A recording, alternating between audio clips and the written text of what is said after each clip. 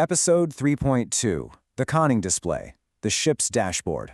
So last time, we talked about how this system aggregates mechanical data onto a single screen. Well, in this explainer, we're diving into exactly what's on that screen, and the one crucial thing it actually can't tell you. Picture this for a second. You're docking a massive, 300-meter vessel in a super tight berth. Tugs are on standby. Currents are pushing against the hull, and you've got literally seconds to decide your thrust and rudder angle. You absolutely cannot be hunting across 6 different scattered panels, right? To solve that, the conning display gives you your 5 critical gauges all on one screen. But, as we're going to see, it has one major blind spot. So what exactly is the conning display? Basically, it's the command center dashboard of the integrated bridge system. Instead of frantic searching during a high-stress maneuver, this screen tells you exactly what your ship is physically doing right at this very second, by aggregating all that critical sensor data for at-a-glance monitoring. And we're talking about all the essential data here.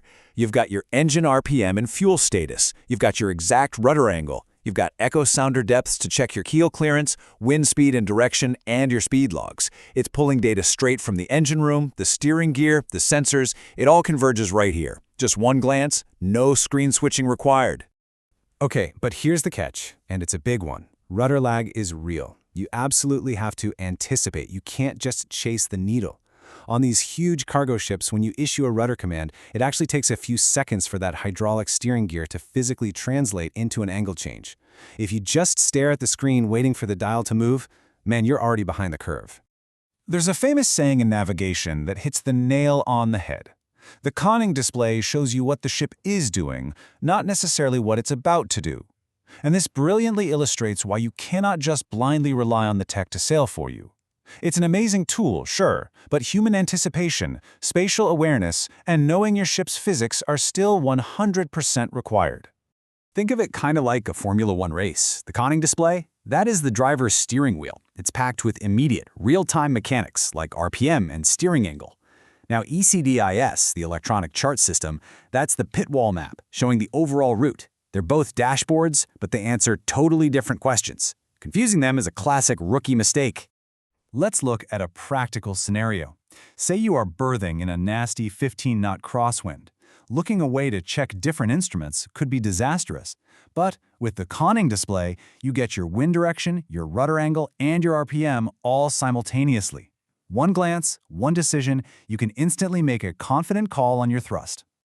So let's do a quick check here. Put yourself in the officer's shoes. You are docking in a tight berth. Crosswind is howling. Between your ECDIS map and your conning display, which one is your primary focus? Which one gets your absolute unbroken attention? If you said the conning display, you are exactly right. In close quarters, the conning display wins every time. At this extreme close range, you're looking out the window, you're checking the radar, you're talking to tugs. What you critically need from your screens is real-time mechanical data for maneuvering. ECDIS is great for the overall approach, but for tight thrust decisions, it's the conning display all the way.